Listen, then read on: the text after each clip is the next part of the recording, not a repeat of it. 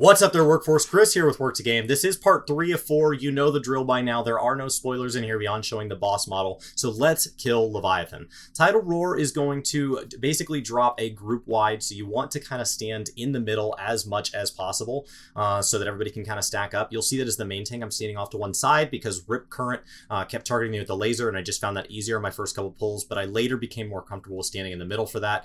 It is damaging both tanks the entire fight, one head for each, so keep that in mind, healers. Temporary Current is going to make you stack in that corner. It alternates which corner it is. That's important to know for later phases when the arena gets smaller. Drenching Pulse is basically going to drop an AoE on everybody, so it's best if once again everybody's stacked up, and then once they have markers, everybody runs, just scatter all in different directions and you should be fine. And then we actually get this giant waterfall on one side. It's going to knock you back. The key to this entire fight is do not get knocked off the level. Undersea Quake is going to follow next. Since the heads are split, he's going to leave only the middle of the arena. And now I'm going to show a spot from the future here where we come across this waterfall again, and his heads are together. With the heads together, we now know that we need to stand off to the side, or everybody will die. So there's a little foreshadowing there of what will happen. It seemed to alternate inside, outside, inside, outside.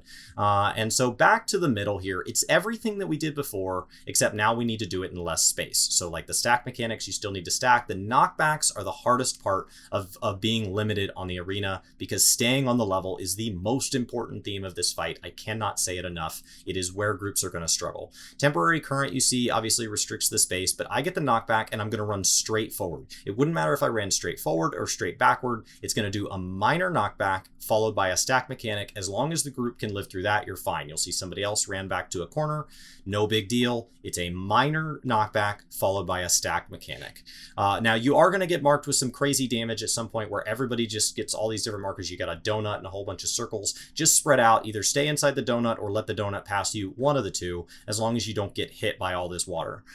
So here's a stack mechanic just as an example of somebody who stands in the middle of the raid, and you can see how if this was on like the narrow part of the arena, that would have gotten people killed. So just be really aware of that if you get marked. Now the transition phase is fairly simple. He's going to have a portal pop up. Don't stand on that half of the map, and then there's going to be little pools that are down, and you can see that after he charges across the arena, then the little pools are going to become big pools. Don't be standing where those are or you'll die.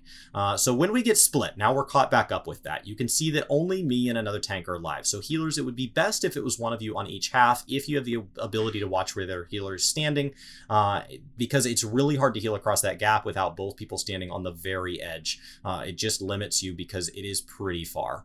Other than that, rinse and repeat all the same mechanics. You might have to go inside, outside, and you may have to do this a bunch of times. I don't know that there's ever an enrage. I didn't run into one, but this fight can drag on. The important thing is that you don't get knocked off. That is really all that matters here, and then from there you can focus on getting better as we get loot and as we get a hang of the mechanics. My name is Chris with Work2Game. I hope you guys have a fantastic day. Get through this fight, and let's get on to part 4, and I will see you next time.